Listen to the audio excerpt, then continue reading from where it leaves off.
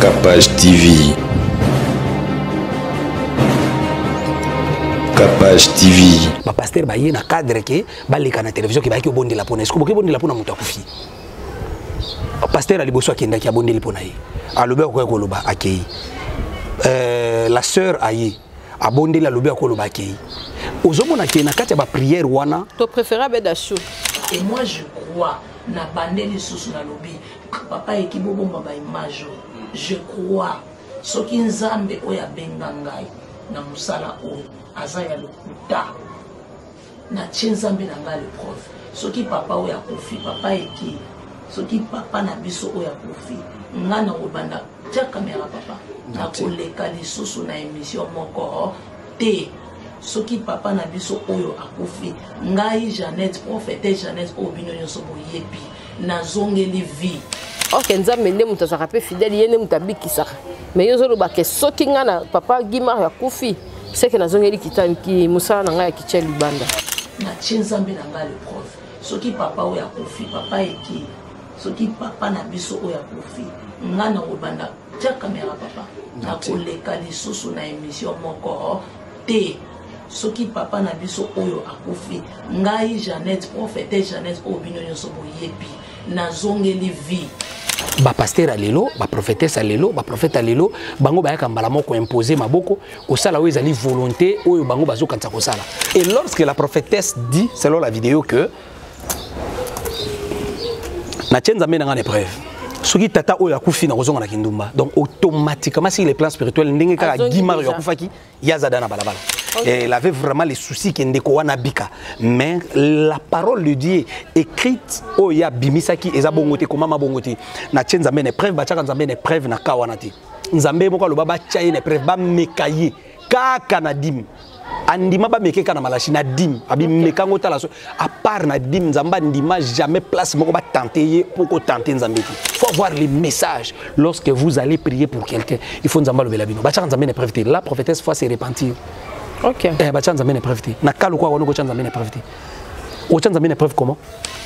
Au moni place nini pasteur Marcelo ko ko négocier ya ba politicien ba zongisa ba mbongo ba yiba ya l'état au lieu ko yebisa moto ya bimi mboka na pasi akimi mboko pour la souffrance akeko luka mukanda azu mukanda changer comme peut-être comme famille les na balien yozo bisa zonga na Congo. Ça ce n'est pas biblique, ça ce n'est pas la parole de Dieu, ça c'est les pensées du pasteur.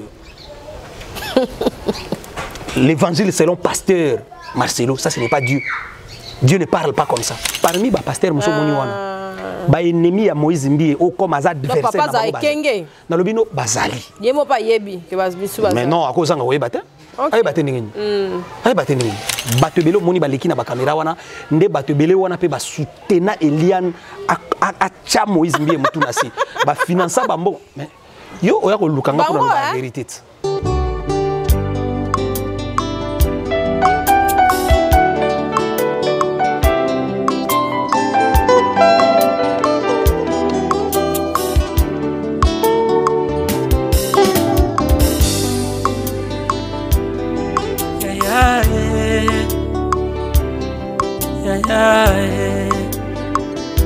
Motema nanga epusani na yo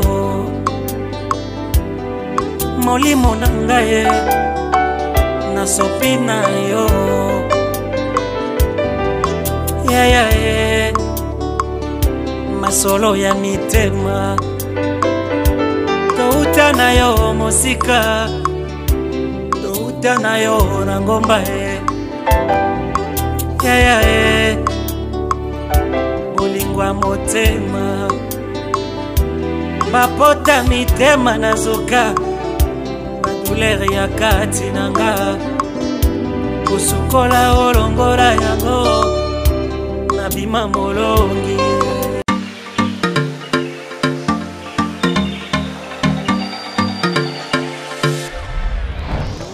Papa, au redezo yango. Est-ce que biloko yanga c'est yaki? Coco Télézawan. Mbote na biso. Mbote. Maman Kapache. Yo posa. Ah on a regardé ça. Na conteneur. Na conteneur makaro ya chantier. Ba yebisinga sérieux za makasi hein. Eza pe na agence ya mbongo. Soko tindeli mutu mbongo pona kozwa yango eza facile. Kobosa na te oredezo eza pe na flat hotel. Bino batu bovanda kalibana mboka polala na ba condition ya kitoko luka oredezo. Notre restaurant vous propose une esquisse cuisine qui fait le bonheur de gourmands. C'est aussi une boutique de vêtements sur mesure au prix du prêt-à-porter. Papa bossa de l'euro. Na bossa ni. Livraison à domicile. Nandaku na yo. Na ba petit colis. Ba ko tikela yo. Presse ezali. Bino moko boyoki. Soki omonique na famille bozala kana bata mabebi loke bunga pamba pamba. Hein? Awa livraison à domicile ezali. Bakozwa bake ko tikela yo tina porte ndaku. Oredezo soki oyaka te kongwe ngake kufa. Nous disposons également d'un service de sécurité pour toutes vos manifestations et un service de location de véhicules. Ozana poto pona kotinda biloko tela ba adresse yango wana na ba numéro de téléphone contactez Oredezo okozwa biloko na yo nengo tindi. Retrouvez-nous à Kinshasa au numéro A8 de l'avenue d'Ibaya, quartier Matongé dans la commune de Kalamou, derrière la maison de la Bible, et au numéro 44 de l'avenue Baoumbu dans la commune de Matete. En Angola, martyr de Kifuangondo vers l'aéroport international de l'Angola. En France, 47 chemin de Petite Fontaine, 91 180 Brittany-sur-Orge. Maman Kapache, Oredezo, frappe na le, frappe na retour. ONG Avenir pour tous, APT en sigle. Nous vous présentons le service de nos boutiques online. Nous avons une boutique aide alimentaire et une autre boutique Easy Cash Turquie prix de gros. Dans notre boutique Easy Cash Turquie prix de gros, nous vous donnons la possibilité de faire vos commandes en ligne. Nous fonctionnons avec beaucoup de boutiques qui vendent des habits en Turquie au prix de gros. C'est pour vous faciliter de faire vos commandes au niveau de Turquie au prix des gros. Ça ne sert à rien de prendre le visa pour aller acheter les habits en Turquie. Vous pouvez donc commander à partir de notre boutique Easy Cash partout où vous y serez et ce sera le même prix et dans peu de temps vous recevrez votre commande. Pour faire vos commandes, allez-y sur notre site web. Tapez www.easycashinternational.com. Vous trouverez les catalogues de nos articles comme habits, chaussures, etc. Et tout ce dont vous avez besoin. Ensuite, vous pouvez nous contacter à partir de nos coordonnées. Pour la boutique aide alimentaire, vous pouvez acheter des aliments pour vos familles à Kinshasa. Et l'ONG Avenir pour tous effectuera la livraison à domicile, sans condition et en toute sécurité, partout dans la ville de Kinshasa. Pour passer la commande de provisions pour vos familles, tapez www.avenirpourtouscongo.com. Vous trouverez toutes sortes d'aliments qu'on vend à Kinshasa, comme poulet, riz, farine de maïs, huile, etc. Faites votre choix d'aliments, ensuite passez au paiement. Utilisez votre carte de début ou Mastercard ou encore PayPal. Au moment de paiement, mettez l'adresse du bénéficiaire du colis à Kinshasa ou en Angola. Vous allez recevoir une notification de votre commande par votre courriel électronique. L'Avenir pour tous effectuera la livraison au dit endroit.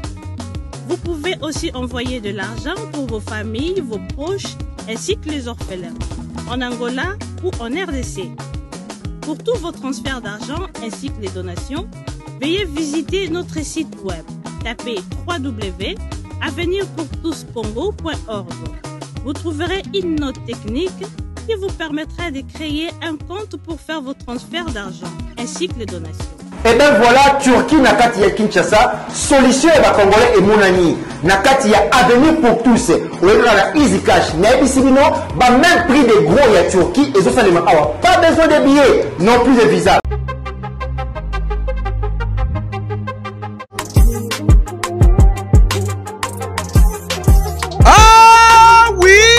Lelo na Kinshasa ezali possible pe facile ya kozwa bourse d'études mpona kokende kotanga ya orphelin partout oyo olingi na monde place ya bandeko ya agence de voyage Eric Travel numéro 1 na masolo ya voyage awa na RDC bakosa yo te moko te na terrain oyo ezali kokumbama epai ya ADG Eric Mwamba Nzambe pe numéro 1 na masolo ya prise en charge awa na RDC papa maman ndeko ya Kinshasa pe ya Brazzaville tala ozali na mwana oyo azali diplômé pe olingi akende kotanga na mikili ya poto opportunité yango oyo epesameli bino agence de voyage Eric Travel ememeli bino ba bourse d'études ebele mpona kokende kotanga lokola na mboka ya Chypre oyo ezali pays d'Europe na $1900 ya pamba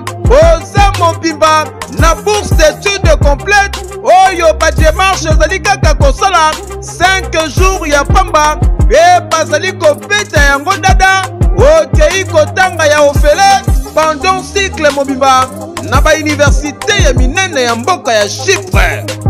Bana Kinshasa bana Brazzaville tofongoli masolo ya ba bourse d'études donc eza possible lelo ozwa bourse ya Chypre oza na $1900 tosaeli ba dépense nyonso ba démarche nyonso tosaeli du début jusqu'à la fin ozwi visa avec la possibilité ya kodefa billet en crédit famille d'accueil déjà tobanda yango kala tokoti siko na Chypre donc famille d'accueil eza mobimba toyambi à partir aéroport tologe yo makambo nyonso bino ba étudiant bino ba nyonso bosilisi bozwi diplôme d'état année oyo et à ne pas oublier bino bato boza difficulté à passeport tolobaki yango déjà depuis 2019 donc eza possible na bagence Eric Travel nyonso na basiber café Eric ozwa passeport ya nyongo ofuti $50 tosaeli au passeport ou etikali ozopesa yango maleme surtout bino pe bato boreba kobeta développerie donc boya déjà kodefa passeport pour profiter na ba offre oyo donc toza wana pona ko servir bino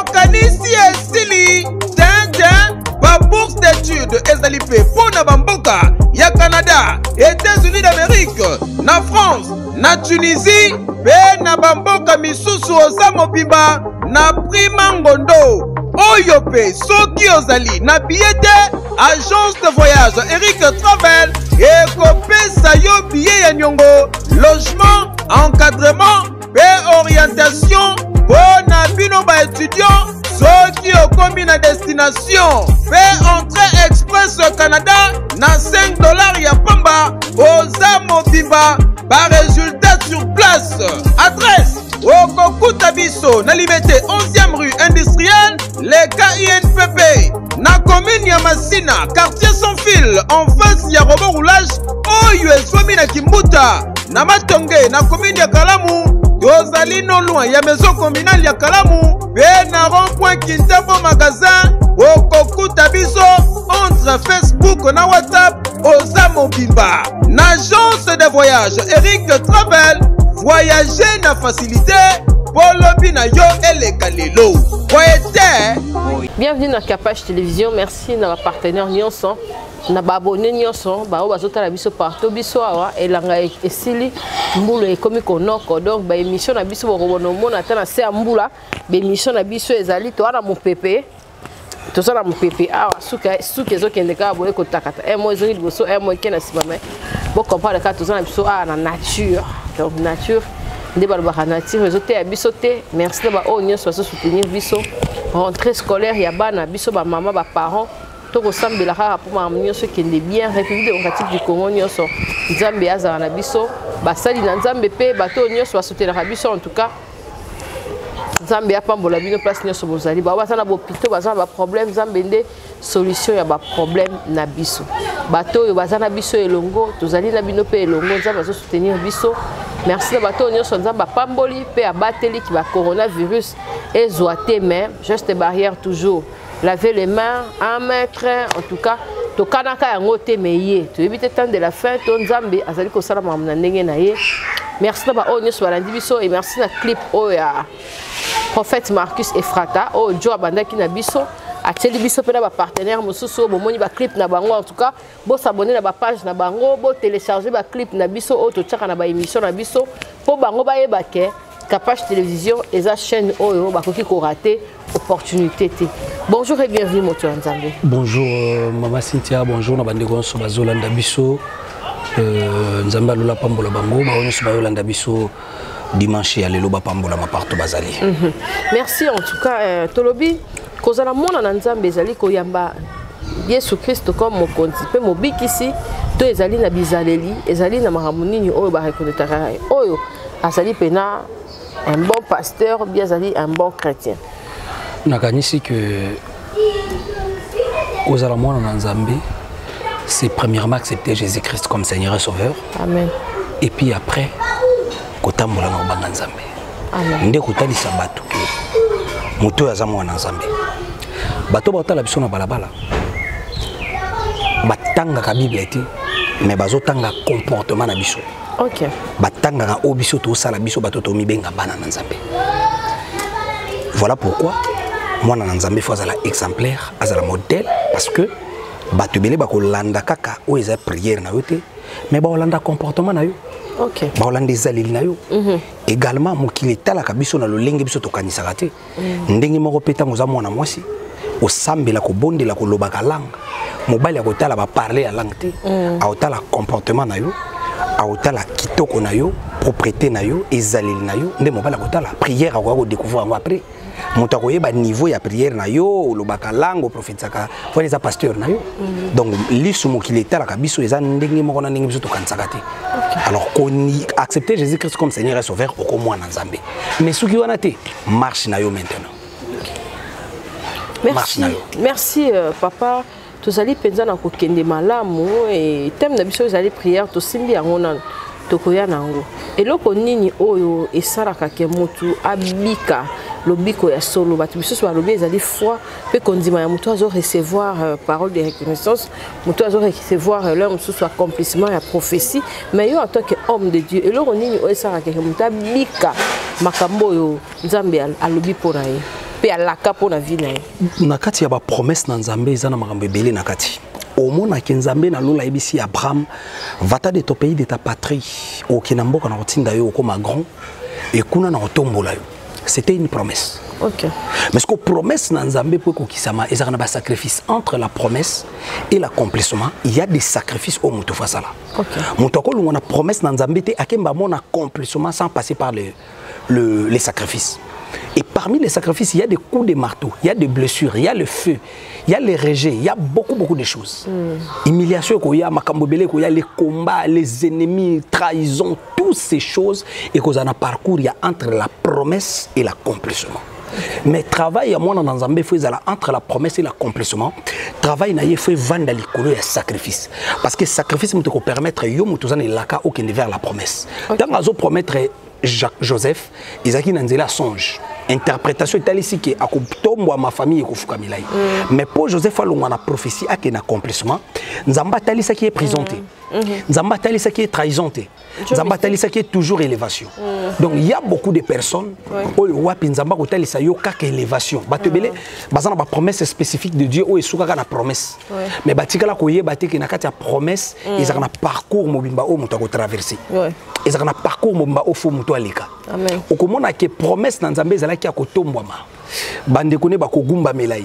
Mais pour Joseph akoma wana bisika fo bagumba melayi. Aleka ki na coup de marteau, aleki na trahison, aleki na haine moko makasi yo bande kone balakisi envers ye. Ba trahir ye, ba teki ye, ba yini ye, ake prison, ake pa Potifar, prison, souffrance, esclavagisme, toutes ces choses. Nzamba lakisa ki yangote. OK. Donc Nzamba ko lakisa mutu élévation ça pour autant lakisa ye, élévation ezalakan. OK. Nzamba ko lakisa akopesa mutu promesse mais sans pour autant à lakisa mutu wana et que combien de temps cela prendra combien de temps ba réalité ni ko komela wana Nzamba ko lakisa te mais Nzamba ko lakisa réellement que élévation ezali. Alors quitte moi na Nzambe oyo azana message ya élévation oyo azana promesse na Nzambe ndenge tozana chiffre 9 ezali chiffre ya accomplissement chiffre au moins si abotaka donc eza chiffre oyo mutu nyonso azomi ma promesse na Nzambe ayeba ko toucher yango parce que zemi eza promesse. Alors moi si azemi asenga kanzambe mwana te poser mes os symboliser que mwana zanakati. Amen. Moi si azemi asenga kanzambe na bota bien. Moi c'est nzembe asenga mwana te. Moi c'est nzembe asenga na bota bien. Donc dès toza na ba promesse dans Nzambe. Nous ne demandons pas l'argent. Nous ne demandons pas l'élévation. Nous demandons que tout demeurer dans Nzambe ensemble. En fait que ma promesse soit bota ma bien. En fait que Nzamba la kabiso to simba yango bien. Alors c'est ça, lorsqu'il y a la promesse de Dieu, au comment la promesse dans Nzambe na Bible, il y a Abraham, mais tala banda Nzamba lobaki na ye na kokomisa yo père ya multitude. Na pambola yo. Abraham abimi na ndako na ya baboti na ye. Pour comme Abraham simba Isaac. Combien de déserts Abraham alekisi bitumba boni Abraham azui ya kotala suka na yango. Nzamba ki opesa Isaac te yenda yambi basala Nzambe Nzamba zaki na bango na kati akoti bango na ndako ni bali. C'est alors qu'accomplissement ya promesse yi. Bana Nzambe belé pe bazolanda question na yo ba ko comprendre pe oui ngape na ba prophétie baloba na nga na kotomba ma baloba na nga me nazomona makambo yango te baloba na nga ne oyo ekosila te. Non, ezana biloko mususu neti wana eza ba déclaration prophétique. Ça, ce sont des déclarations. Non, dans le Bible, il y a des déclarations. Lorsque pasteur a voyagé, tout le monde a besoin de voyager. C'est ça.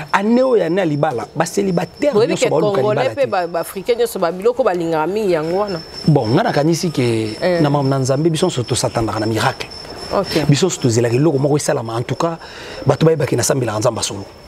chrétien n'y a besoin de mon Nzambe car à niveau a été que moi nazobota moi Nzambe ne soit s'attendre à un miracle tant azobondi là azozela quelque chose Nzambe promesse Nzambe kokisama mais na lobana bana Nzambe aucun métal ne prend forme sans passer par le feu ou sous les coups des marteaux.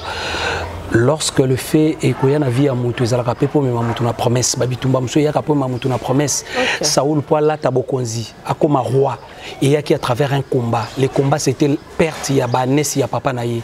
Oui, bah qu'on traité d'un irresponsable, mais la royauté en est sortie. Parce qu'il y a tellement qu'il y a Lukabibula Papa Naïe qui est un prophète. Un jour avant Zamba Bissé un prophète, moi na moko Lukabibula Papa Naïe qui est mafuta. Il y a un enfant de Dieu, ce qu'on perdre, il faut que tellement Luka parce que dans la Luka, Zamba ko fungolo ba porte mususu au lieu de rester plairé. OK. Donc c'est un peu ça. Tozana katika ya prière aux ezali thème na biso mais tout le monde qui prophétesse Jeannette a qui koibisa biso ezali lokola ko défier Nzambe a Nzambe vraiment na défi il y a le qui vraiment soki papa na biso Guy Mario a kufi yi azongeli directement kindumba na boulevard en tout cas insiste là qui en penza na ebité to longola kondima to cha ngo kaka to ndenge nini po famille pesa qui n'a pas saison qui sont n'a pas pour la maloba parce que bazaki espoir que mutu akolamuka to mona ki pe papa na biso kapundu aller sa kendaki pona koloba pe maloba mususu o etangela ki maladi wana longwana nzoto ya mowei abika to zona ba vidéo wana nyonso et puis to kozonga poto tout na yo lisusu makambo yo ezali kaka ba déclaration divine to bokoki ko kende nango na bulu yeke to ndenge ni to ta no ba image wana et puis to zonga poto to continuer à bosser dans Nzambe. Oh la nasa instrument ya Nzambe o ya sepele de na ina pourquoi lelo o sala parnanga et moi je crois na bandeli susu na lobi papa ekibobo ba image je crois soki Nzambe o ya bengangai na musala o azaya lokuta na Nzambe na nga le prof soki papa o ya kofi papa eki soki papa na biso o ya kofi ngana obanda tia caméra papa na koleka lisusu na émission moko te soki papa na biso oyo akufi ngai Jeannette prophétesse Jeannette obino nyonso boyebi na zongeli vie bomoni témoignage nyonso nga na pesa bino soki papa oyo akufi nga Jeannette na zongeli vie na promettre bino na zongi parce que na tie à l'épreuve alors mettez-moi à l'épreuve botala soki na kosala te botala soki na ofunga mandingisa ya lola te soki azanzambo azopesanga ba mission ba village kozonga te soki azanzambo azopesanga ba mission ya évangélisation te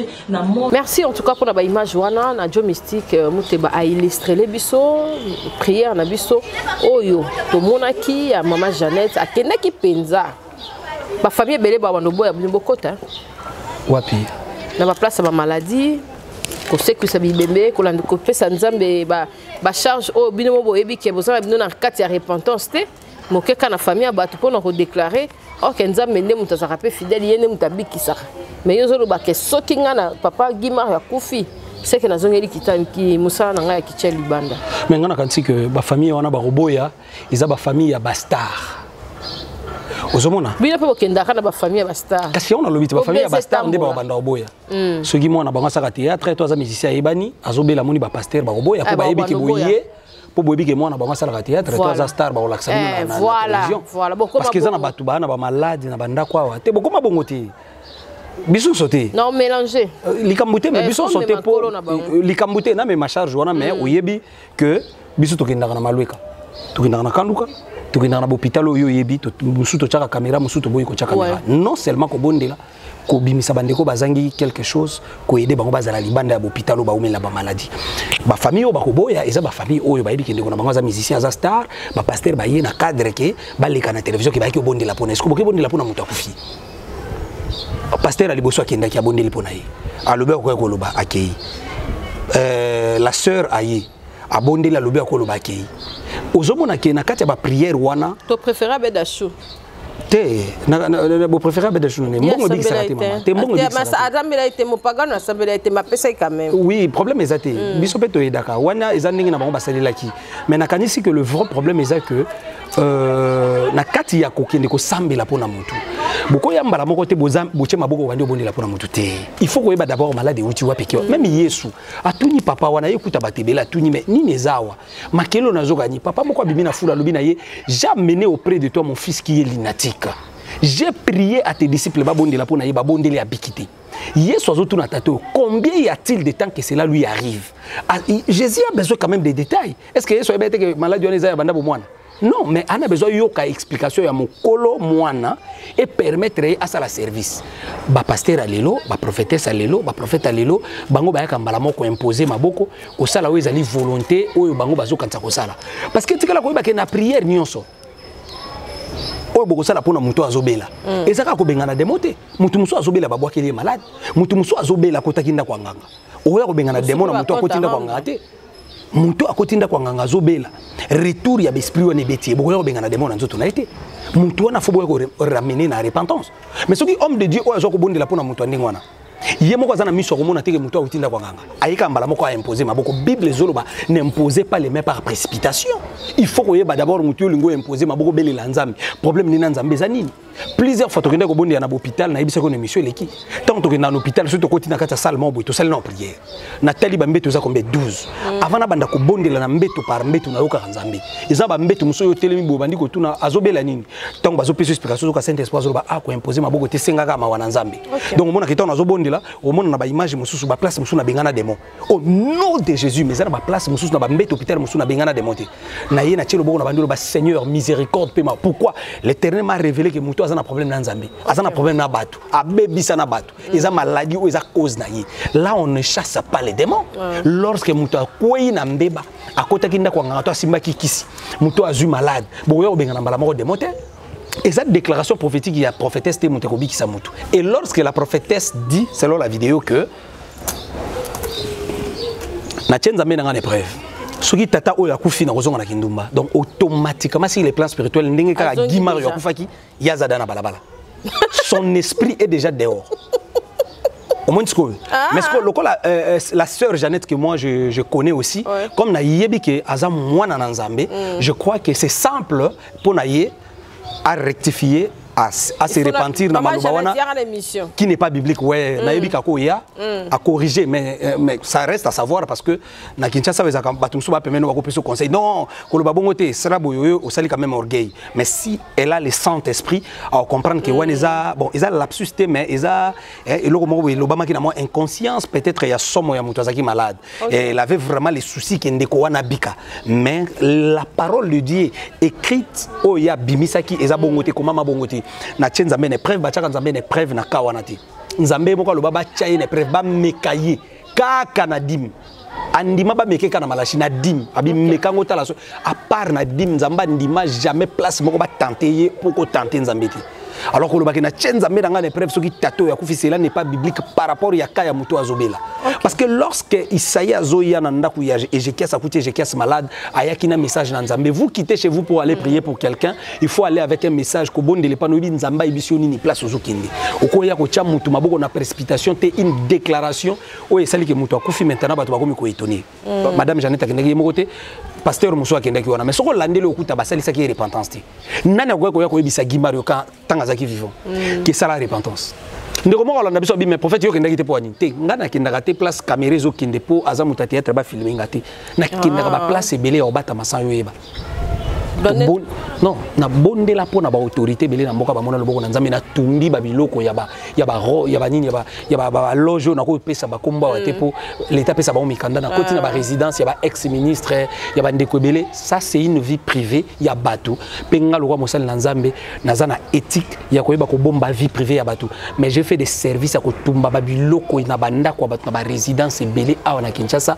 et puis bato amolo loboko na Nzambe mosusu papa akufi atiki biloko wana na ndako bana bakomi troublé balala gate ba service wana to sala ngwe belé na mapango boke bobondeli kimi koti bo chasser des mots wana bo tumbi biloko wana muto abiki mais faut avoir les messages lorsque vous allez prier pour quelqu'un il faut Nzamba lobela bino ba tcha Nzambe ne prévité la prophétesse faut se repentir OK ba tcha Nzambe ne prévité na kalu kwa wana ko tcha Nzambe ne prévité o tcha Nzambe ne prévité comment est-ce que Nzamba yebisa ki OK ndeko wana baloki azaki innocent non. Parce que prière d'abord, il y a Ézéchias. Oui, c'est là que le prophète a zonga lorsqu'Azaki malade à la mort. C'était quoi la prière? Seigneur, souviens-toi de moi. J'ai marché devant toi avec sincérité et intégrité de cœur. Et j'ai fait ce qui est bien à tes yeux. 3 choses. J'ai marché devant toi avec intégrité et sincérité de cœur. Intégrité, sincérité. Et puis j'ai fait ce qui est bien à tes yeux. 3 choses. Et j'ai qu'à bandi na sincérité et intégrité à ce qui est bien à souka. Mais biso to zoka ce qui est bien to tcheli boso. Nzamba lola na lesa ka borfele papa okoti kanga boité na futa ka loyer église te okoza lo futa ka loyer église o lesa ka borfele mais mibale ya bato tikité. Kindumbo tikate. Bazé motika olongola te. Mabe otika na nte. C'est la prière Ézéchias o ezo zongi sa prophète po Nzamba longola liwa. Prière wana ezo 3 choses. Mais ce qui est bien, bolamo asalaki achango na sima. Abandi d'abord na relation na yena Nzambe. Alors tant ozo bonde la po na muto aza malade, oyo yebi ndinga zo ki malade te. Il faut que luka ko ba relation muto na Nzambe zalaki nini. Même Bartimée po abika boaka ki manto. Lorsqu'à yé liboso na Yesu soit comprendre que Bartimée boaki manto nde soit bikisiye. Nini la kisa ki ba onke papa wana si aboaka ki manto. Nini tali sai ba onke papa wana azan saint baloki. Est-ce que balekisa qui est na repentance? Non. Baïbisa qui a confessé? Non. Baye ko mekanzambi.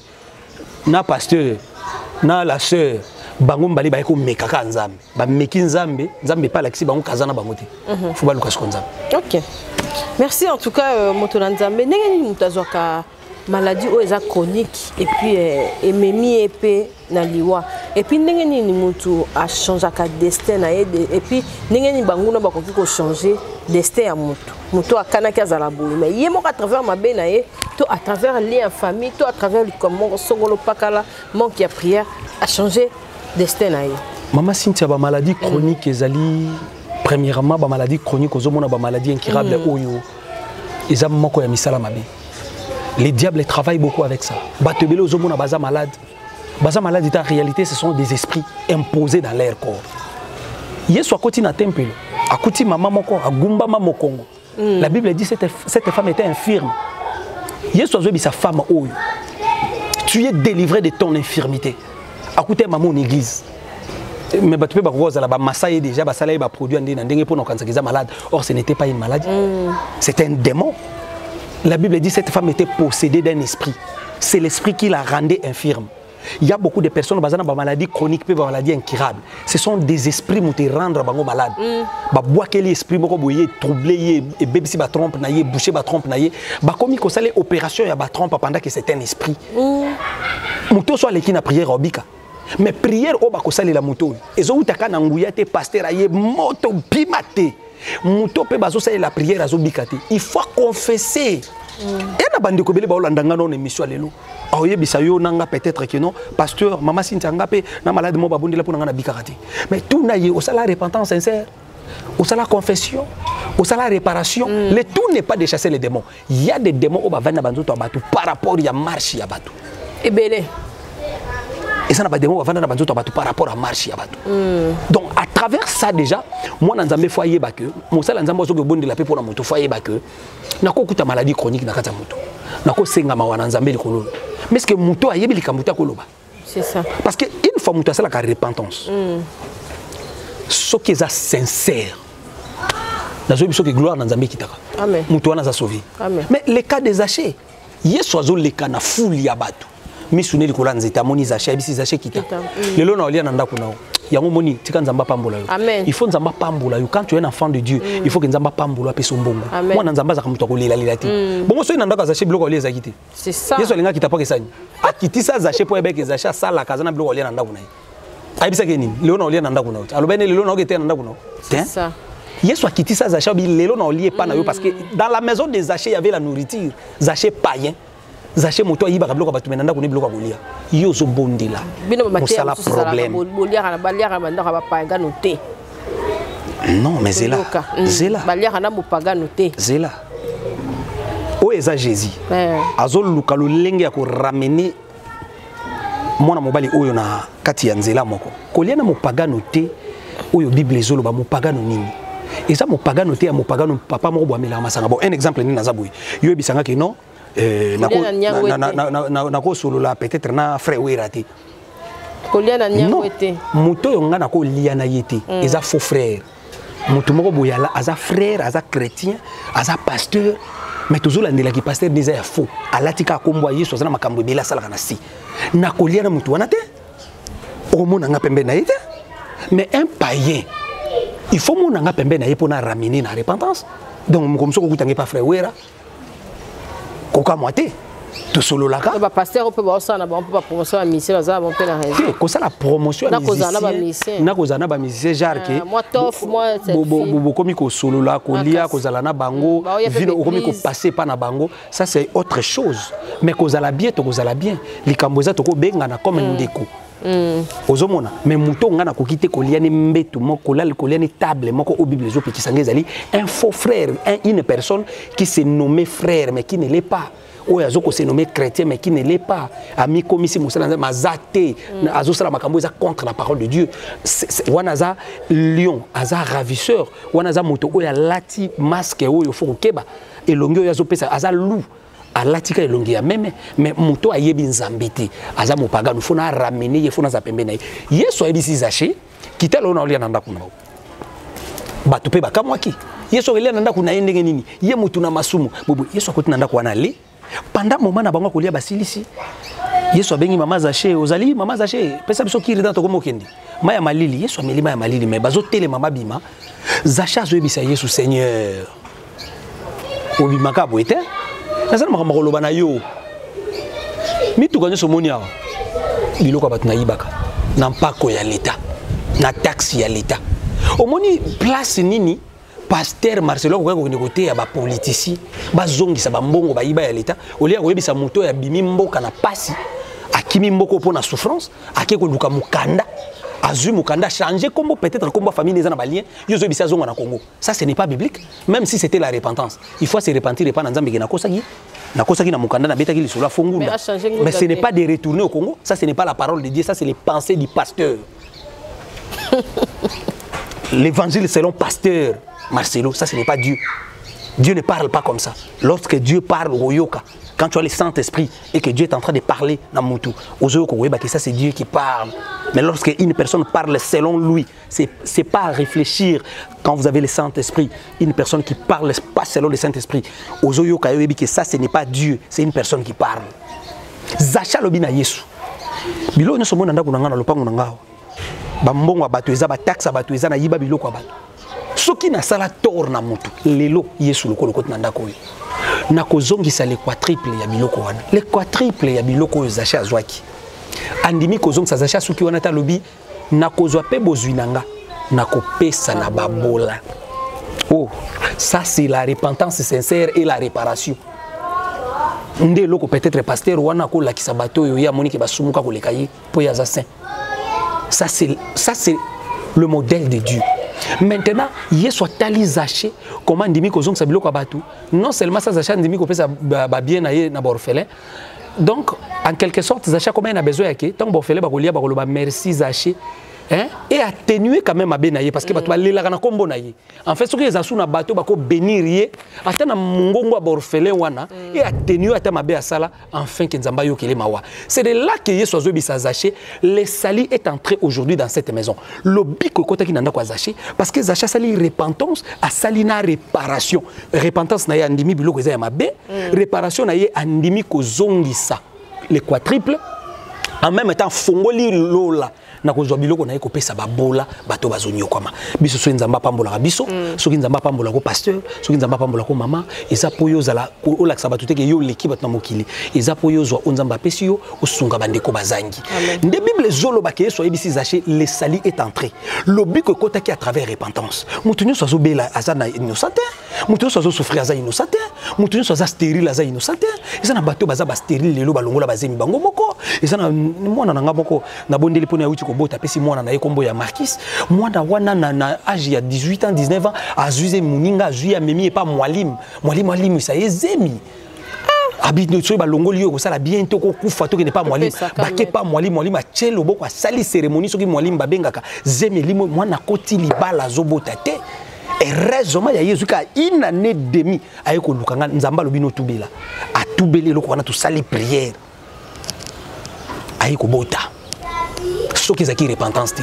bulinga botika na wana bokomo mona banoko to mona noko na bango to mona mama leki to mona koko je suis en train de voir pendant que j'ai pris ta tante maternelle likamba tante maternelle eza wana to likamba mwalima mema omoni makamna nzambe ndenge yo uti koloba ke biloko mosusu comme ba motivation bazo motiver bato na likambo eza biblique te alors ba maladie ozomona na banzoto ya bato source nango mosusu eza ba démon source nango eza mosusu maladie pe normale ezalaka moto ako tout anazui tétanos c'est normal bako ipe ko loka moto dans le monde des esprits bako ipe ko loka moto bako imposer une vie une maladie likolo vie ya moto po ba kundaye ba limiter les ali destinés na ye to mona ki bino na matanga te c'est papa Moïse comment na biso comment tika ka ba leader na bino na matanga ba leader comment ba leader et ba pasteur leader à pasteur à leadership t'es leader à pasteur leader na biso Jésus-Christ communauté les colonies ya banani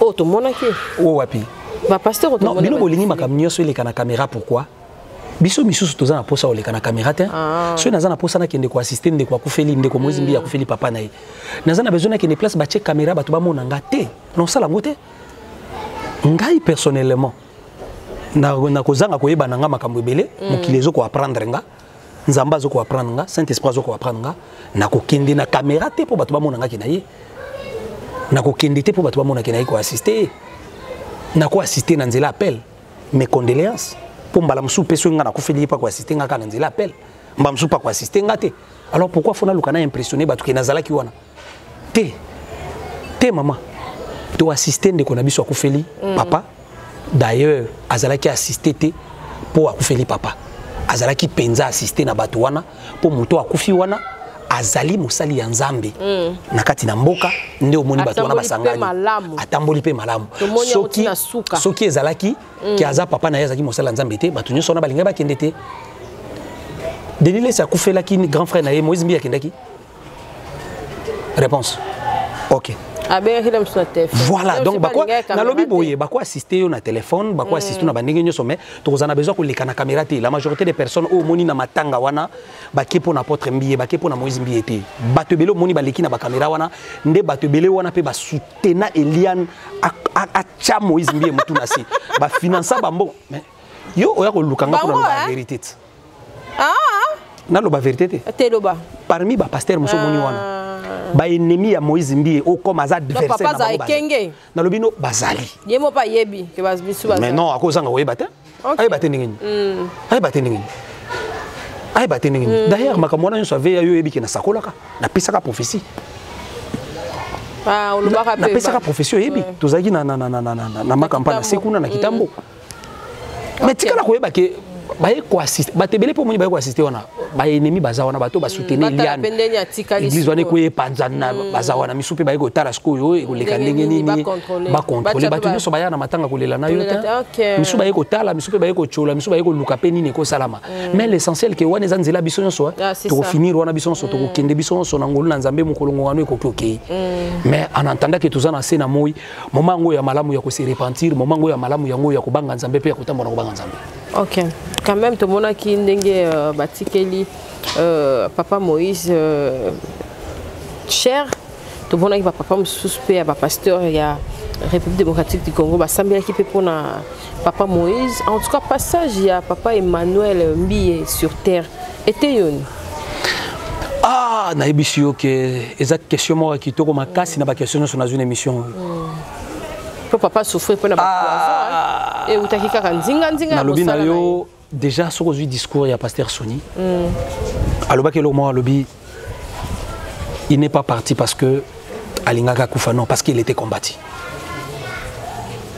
Ça dit déjà tout. Akufite po fallait lui ezala ka fois kufa. Akufi parce qu'azala ki combattu. Abundi sami na bateau aliaki na bango oya melaki na bango. Le même personne on a batikali pe bango na ndeba kozala ba ennemi ya Moïse Mbiye. Si bango ndeba combattre ce que Moïse Mbiye. Te omoni l'air Moïse ka bato ba combattre mutu bino bobeta maboko. Mais bozoy bateke ba combattre mutu pour ba bomaye. Tant ba bomaye bokomo koma mes condoléances mawen. C'est le cas d'aujourd'hui. Surtout moni ba combattre mutu mo boy pas mutu mo boy biso to beta maboko. Combattre ye pour ton a besoin total ndenge nyeke suka. Mais bozo bateke mutu azo combattre mutu eza po boma muninga. Etanga ko boma ye biso to ye na ba mes condoléances. Te le loko mona mutu mo abimi kuna osala ba mission contre City azo finga City. Bato ba bandi soutenir ye. Finga ye. Les ba j'aime. Bazo bateke mutu wana azo combattre yo po boma yo. OK. Le ba ko lukana ba moyen mususu abomi yo ba ye na ba mes condoléances ko cha ba fleur. Mais bango bato ba soutenir ki assassin. De ba ça pas Diane. Théâtre. Bango ne ba soutenir assassin. Passage à Papa Emmanuel Mbiye était inga makasi vraiment omoni mokili ko bossa na te que chaque jour né un ennemi mais ba ennemi na yo na te yaka on a photo zone ça mes ennemis te mongo ezala ki mes ennemis chaque jour né un ennemi tongo nyoso zotana ennemi moko azobota na vie na yo mokolo ba kosalela yo dot ozaki na bango 10 ba 20 ndeko zotambola lelo na Toyota na yo Mark X mokolo somba V8 soza na benemi 20 ba komi 30 mokolo somba oyo mokolo po somba oyo 100 okompe na benemi ndenga na koma na bango bakolo bano po simbikisi okoma na benemi ebele ba bosa ngena kemba ba bosa na konyoka maki mais tikala siko koyeba ke ba ennemi wana soki ozokende na bango na mesa moko na nzungu moko na sani moko bakoma yo na lisolo ya onde destiné à mutu changer voilà destiné à mutu bako katango na nzela na bitumba ya ba ennemi mama Abel akufaki na erreur na ye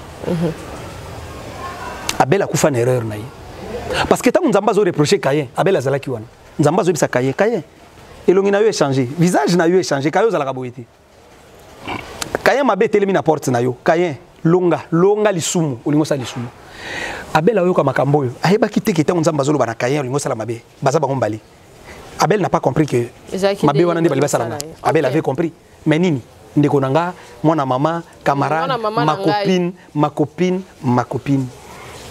mukolo Abel azobo maka mukolo Caïn azobo mabel Bible zolo ba comme bazaki ensemble bazoki ne bilanga bongo soki bakabone ki bazaki so ensemble té Papa Emmanuel Mbiye azalaki ensemble na bato belé azaki muto a travailler na bato belé bato wana pesa ki bango confiance bato wana tikila ki bango libertinage bato wana bazaki na ba privilège nyonso ba jouir na ba privilège nyonso na communauté Bethel bato wana le même personne ndi babandi ko empoisonner ko combattre pasteur Sony palobaki yo kanisi bato ba combattre Emmanuel apôtre Mbiye eza bato musika bato a travailler na bango oye pas luki ko orienter bango basa l'ensemble basa la musala na nzambe bien bato wana ndi ba combattre à qui peut-être avant l'âge avant mokolo nzamba bongisa ki pona ye il faut pas ici dire que non ce muto akufi soki nzamba boyaka alinga kufate bon ya bel nzamba boyaki te pogne pour le même nzambe muto yeko tuna Caïn où est ton frère mais soki nzamba boyaki pogne yeko tuna Caïn où est ton frère Caïn pas pesi nzambe réponse o tchaki ngai gardien yande konanga yo ka réponse wana et bandakala impoli à liboso na Bible yet Caïn yo ka réponse après sans Nzambe Caïn où est ton frère il est pas répondre Nzambe tu ki nga gardien ya frère nanga en quelque sorte ce que yo muto bati la katona bomaki ozala ki wapi cela veut dire que tozaka na part ya responsabilité na sena moyi muto Nzamba la kisi yo kaze nemi na yo kolia na yeli susuti OK komela na yeli susuti ato moni mutu wana kenda eleki mikolo yo kozonga mama Cynthia tukande konanga mon frère yo vraiment omoni wana ezaki erreur ko tia yeli susu pene na yo te muto azai nemi na kotika le nemi na yo na émission moto sala ki na yo na bandali mikolo leki na lobela ki les 2 erreurs des Philistins. Le 2 erreurs des Philistins, na lobela ki 2 erreurs de Samson et des erreurs des Philistins, mais na lobela ya Samson te pour les kaki. Na sala ngo rappel, na lobela ki les 2 erreurs des Philistins. Samson nyokoli ba Philistin ko boma. Un jour ba Philistin nanzela Delila, bazui secret ya Samson, ba kangi ba ki ba na prison. Ba commettre ka 2 erreurs. Pour Samson exterminer ba. Ils ont commis 2 erreurs. Première erreur, esprit à fête. Surtout. Bah organiser fête. Au moment où fête, c'est un esprit à distraction. Jean-Baptiste Katama Mutuna. La fête. Absalom Boumam Nona. La fête. Voilà. Na fête. Na fête, inde mwana wana bina basenga mutu à Jean-Baptiste. Ba Philité ba organiser fête. Bana basi belé ba bunisa virginité na fête. Et belé ba dmana mibala ba na fête na samasanga. Beaucoup de personnes ba lokota sida na fête na samasanga. Beaucoup de personnes ba kufa na accident na fête na samasanga. Esprit à fête. Première erreur à ba Philistin. Ba organiser fête l'esprit à fête et sali ba commettre une erreur. Ya okene ko bimisa Samson na kasho ko ya ko exposer na fête bisika bango ba oseka. Te mama tika na loba makambo esunga bandiko ba olanda biso. Amen. Po mukolo nzamba ko pambola yo komi na fête fête komi na vie bien. O bosani mama leki wana kombata yo. O bosani bato ba bundisa yo. Ah bon déjà to na fête déjà to balisi ya kaka. Aye botiki lié porte ko funga muto akoti atikeli bino munduka kindo ko bimana ba malade bandi bato bandi okufa boko moluka ba pasteur. Ennemi na yo. Muto nzamba la kiso kaza ennemi ke ba kaka na ye. OK. Ba bimisi Samson ba tie wana. Pendant que Baché Samson wana, basali deuxième erreur. Beaucoup bimisa y a pas de problème. L'esprit de l'erreur na te ki ngonzamba pa bolo sali ngo rappel. Beaucoup pe bimisa et, babi bon roi zaka muta makasi, azape na banguya na yebele, bozwa ba soda o bana minduki. Botia bango ba entouré pour ne sait jamais ce qui peut arriver parce que c'est un homme fort. Babosani. Bakezwa bana moko miki bache pembeni wana. Et puis babandi osala ba blague, babandi ko seka, babandi ko tinda bana moko banyata Samson, bango ba bosana ke suki o bakata ke botaki. Samson yeko singa mwana moko mobali aki pembeni ya lobi na ye. Simbisa nga likonzi ya ndako. Maman, au mona vie, ennemi na wako tika l'ennemi na yo. Ata un jour akomi na ba faible moyen, yo komi na ba moyen belé. Azaka munguna. Azaka munguna akozana possibilité ko détruire. Mwana mobali oyo ayebi na ye bazwi bilenge o bayebi eloko te ba tie pembeni na Samson. Samson asengi bango bosimbisa nga ba kolona ndako. Basimbisi ba kolona ndako. Koloni ya ndako ezo représenter vie ya mutu. OK. Basimbisa ka vie na yo na aveugle te. S'il faut épouser une femme, s'il faut se marier avec un homme, sois sûr que mutu wana zana miso ko mona eloko ya kati na yo. Soki bala mutu aza aveugle o mona eloko ya kati na yo ta ko détruire yango. Combien de bana basi le lovina bango zala détruire na mibali o ba mona kité mwana mwasi wazana nini? Combien de bana mibali lovina bango ebeba kende ko bala mwasi wazo yeba te loko nyeza na kati ya mibali? Combien? Ba vina bango ebeba. Combien? Ba parents musupe ba aveugle. Te ba parents musupe baza ba aveugle ba balisa bana na bango na mibali o bakenda ko détruire via bana na bango. Parce que avec la kosimba diamant. Akoyeba te ke za diamant ko ba. Ndo mona basi musola muka na tongo. Asundoli bana. Na bomi libala na kena asa aveugle azomona même pas à venir à bana ni importance il y a le foyer mobile kendo bala aveugle mi bali ya aveugle bazebele asundula mo sina bana kendo ko talibala e pa ndumba atiki mo sia bondi la rapona yi nde na luba place Holanda pe misho aze pa likango Holanda pe na likango pe ba Holanda ba ombali pe pa yebika yiba mobile ya muninga longola ba pasteur ozomona azakuna azolanda asundola mwasi wa lobondi la poni na bana mwasi ko moluka ba pasteur bobondi la pona nga papa mobali na ngaki mobali ezala ki aveugle azomona kutu teke tina boti na ajo fonde na zo soin bana nanga lobi na kolemba bana ba edenga a négliger bana tiki bana pour moi c'est ça comportement be akiko taliba le pas ndumba na lo bazana na Belgique bakola oya poya otuna wa bana babara bako tuna tata na ba aveugle ya makasi donc Samson pendant kaza aveugle asimbi sikoyo ba colonie ya ndako Samson a les prières potem na biso za la prière Seigneur, souviens-toi de moi. Amen. Ézéchias, pour Nzamba pesa ye 15 ans, alobaki Seigneur, souviens-toi de moi. Anne, alobaki na Nzambe na prière na. Si tu te souviens de moi, tu me donnes un enfant mal. Samson, Seigneur, souviens-toi de moi. Tika musalo. Amen. Service il y a 30 jours. Amen. Nzamba kanisela baton so bondela na biso ensemble. Amen. Nzamba kaniselo mutozo bondela avec sincérité. Amen. Nzamba kanisela capage télévision. Amen. Bible sur baton Samson simbi loko ya bendi br. Ndako koyi a exterminer ba Philistin. 2 erreurs basala yangwana. Ko bimise ennemi na bango chai pembeni. Ko zo bato baza consciente ko chai pembeni ennemi. Simplement parce que bango baza mona loko la za aveugle. Et s'il était ennemi na yo, aze ennemi na yo. Ata yo muto komi ko futeli ndako lelo. Ata yo muto komi ko pesi ya rolia lelo. Lokola Nzamba la kiso ke muto wana aze ennemi na yo. Sunga ye makeba. Matanga baboya hamutute. Hein? Na matanga bayamba hamutute. Et na matanga baboya hamutute mais siko soka ye matanga ngo foto tikele ndako fungwa makota ndako ke fana ndako. Il faut tikela ye bana yamba bana bosimbise bana fo bobetele mbala mo masolo avia ke sombela bino mai botike kote bozolamba. Ye bobandi ba mo masolo muso na kala. Kota zolamba fanda wana alamba zaka mwana l'esprit de l'erreur muto ko détruire via batumbala mo aki. Na monde ya sorcellerie bazaka na poison moko kaka maloba. Soit na monde ya sorcellerie poison zaka maloba. Akota la nzungu na moto bwa lobi batonso ba oliango babela. Ba bazana misala beba. Ba ba katu na posa wa chelo. Akochelo kota lobi maloba envoûté biloko wana bolé bozo kabona na matanga après oyo azongi poto musale baby o akiko to libala ni baby o akiko to vie baby lo balé na matanga. Kasoka ki sola ser na biso to ekokufela. Ya mutapoto wana. Oya kufina poison. Mais nazolo bela ba ennemi mama. L'esprit de yo kanisi soki muto empoisonné. Azola démission. To yé muto akufi soka ko yoka.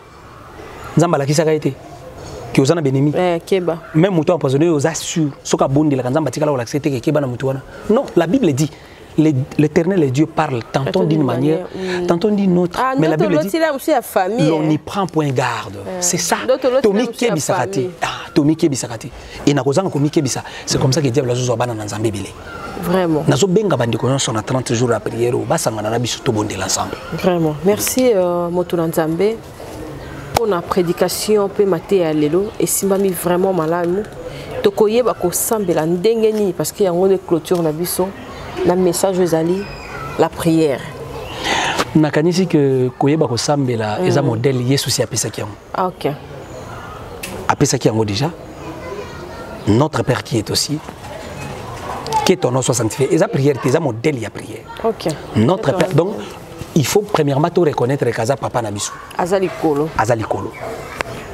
kolo banganga kisi amen azali kolo ba maladie incurable amen azali kolo na yo muto za na sida amen azali kolo na yo muto zo bela obota kate vie simbakati azali kolo notre Père qui est aussi que ton nom soit sanctifié soki kombo na nzambe za sanctifié na ndaka mutu te reine na nzambe yakati yango moni Bible sangisi yango que ton nom soit sanctifié que ton reine vienne avant que reine na nzambe yelongo la maladie longo la bokauki longo la sécheresse il faut que le nom de l'Éternel soit sanctifié soki ndako ya mutu za ndako ya ba profanation soki nzoto ya mutu za nzoto ya impudicité reine na nzambe kovanda wapi ekovanda te voilà modèle ya prière yangwana yango moni tozo banda na ba prière ya repentance to ko fungola service ya repentance je crois na retour ya voyage na yo tango koya to ko sala ba mission tango ta voyage tozo fungola service ya repentance bandeko yo ba komona biso te na momo kozala na voyage bako landa biso na YouTube na biso moko au komi prophète Marquis TV na YouTube na biso au s'abonner au monde a déjà ba prière au kepe na YouTube au komi prophète Marquis Efrata donc muto ko yeba déjà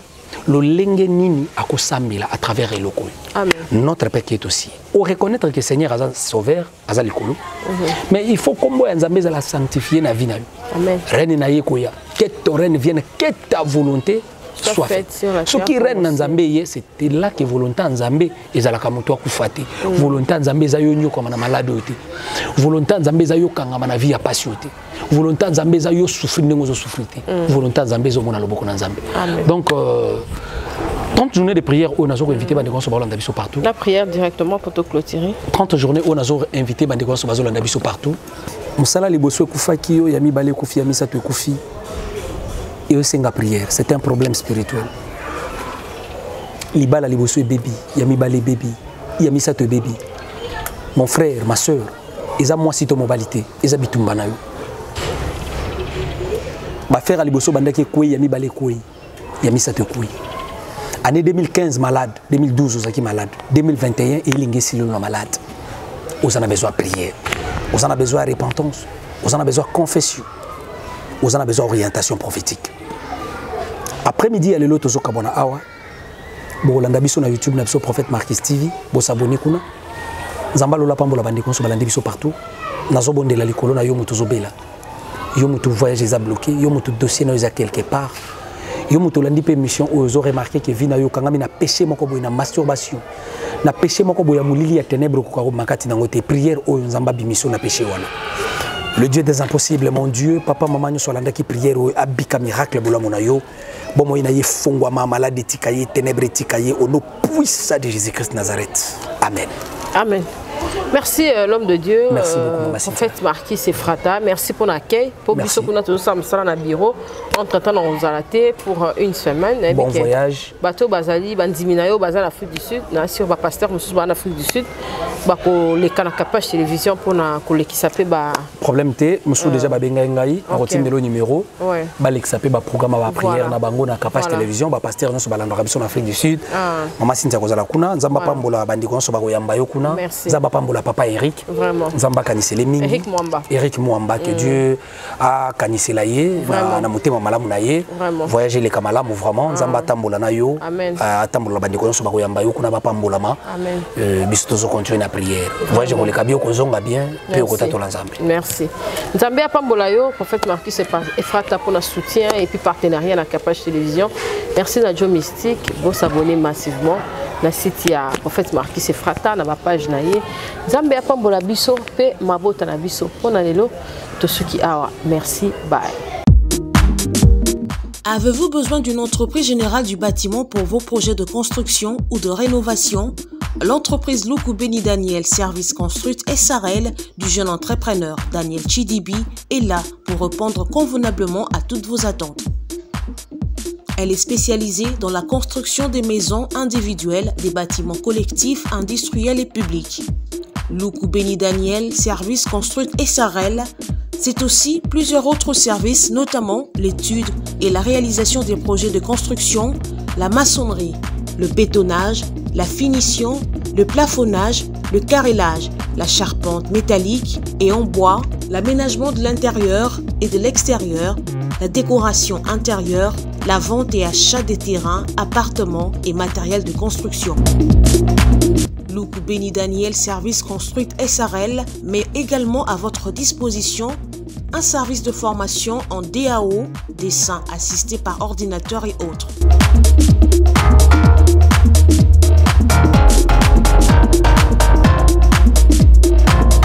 Installé à Kinshasa, au sein de l'immeuble Beautour, local 33, commune de Lagombe. Écrivez-nous à l'adresse email danielchidibi@gmail.com ou appelez-nous au +243 85 12 52 330. Luku Beni Daniel Service Construite SARL, une nouvelle génération des professionnels du bâtiment à votre écoute. Eloko nyonso esalema na liloba bambisi na mai banyama pe na zamba kasi pona moto yaya na ngai osalaki réunion na molimo mosantu na Yesu masi ibangala talo boke na ngai na elilingi na yo otibo nzambe kati na ngai otindi ngai na konza na se na moye yango nalobi osala nyonso mpo na ngai Yesu motema na ngai afandisama na kimia eloko moko te ekolekela bomoi na ngai etanke naza na se na mokili oyo Yesu.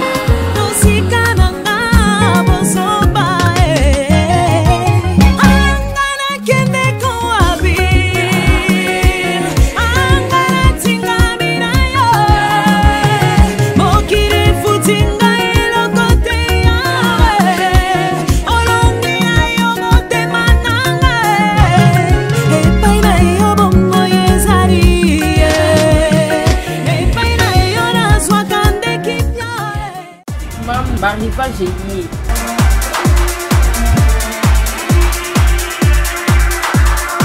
mama zala bopeto mwana mpe azala na bopeto na ye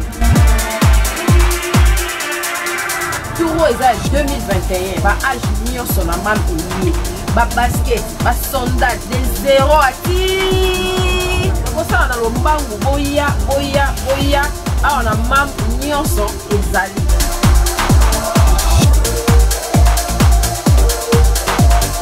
mama bomisa bana po ya ngonde bokasi ya baparent mame eyebilo nyonso Chez MAM, pour une tenue tendance de saison qui donnera le temps à votre habillement, vous cherchez des costumes, chemises, pantalons, chaussures, des baskets, robes, sacs et autres accessoires de qualité, pas cher pour toute la famille. Découvrez notre collection.